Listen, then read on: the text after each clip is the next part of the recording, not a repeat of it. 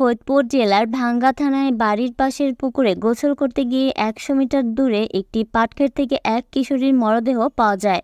গত শুক্রবার বিকেল ৫টার দিকে ভাঙ্গা পৌরসভার ৮ নম্বর ওয়ার্ডের হোগলাডাঙ্গি গ্রাম থেকে মরদেহটি উদ্ধার করে পুলিশ। ১৪ বছর বয়সী ওই কিশোরীর নাম রেখা আক্তার। সে হোগলাডাঙ্গি গ্রামের বাসিন্দা, দিনমজুর আব্দুল হাই মাতুব্বরের বড় মেয়ে। পরিবার সূত্রে জানা যায়, শুক্রবার দুপুর ১টার দিকে রেখা বাড়ির পাশে পুকুরে গোসল করার জন্য যায়। দীর্ঘক্ষণ সে ফিরে না আসায় পরিবারের লোকজন তাকে খোঁজাখুঁজি করেন। পরে স্থানীয়রা বিকেল ৫টার দিকে যে পুকুরে রেখা গোসল করতে গিয়েছিল সেই পুকুর থেকে ১০০ মিটার দূরে আলমগীর মিয়ার পাট ক্ষেতের ভেতরে তার মরদেহ দেখতে পেয়ে পুলিশে খবর দেন। ভাঙ্গা থানার অতিরিক্ত পুলিশ সুপার তালাত মাহমুদ শাহানশাহ জানায়, খবর পাওয়া মাত্রই ভাঙ্গা থানা পুলিশ ঘটনাস্থলে গিয়ে মরদেহটি উদ্ধার করে। এই সময় মরদেহতে কোনো বস্ত্র ছিল না এবং গলায় ওড়না পেঁচানো ছিল।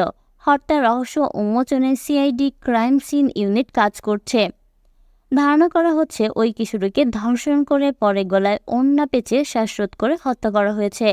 মরদেহটি ময়নাতদন্তের জন্য ফরিদপুর বঙ্গবন্ধু শেখ মুজিব মেডিকেল হাসপাতালের মর্গে পাঠানো হবে। এ ব্যাপারে থানায় ধর্ষণের পর হত্যার অভিযোগে মামলা দায়েরের প্রস্তুতি চলছে। প্রিয় দর্শক, ভিডিওটি একটি লাইক ও শেয়ার করে কোথা থেকে দেখছেন কমেন্ট করে জানান। আর চ্যানেলটি সাবস্ক্রাইব করে আমাদের সাপোর্ট করার অনুরোধ রইল। ধন্যবাদ।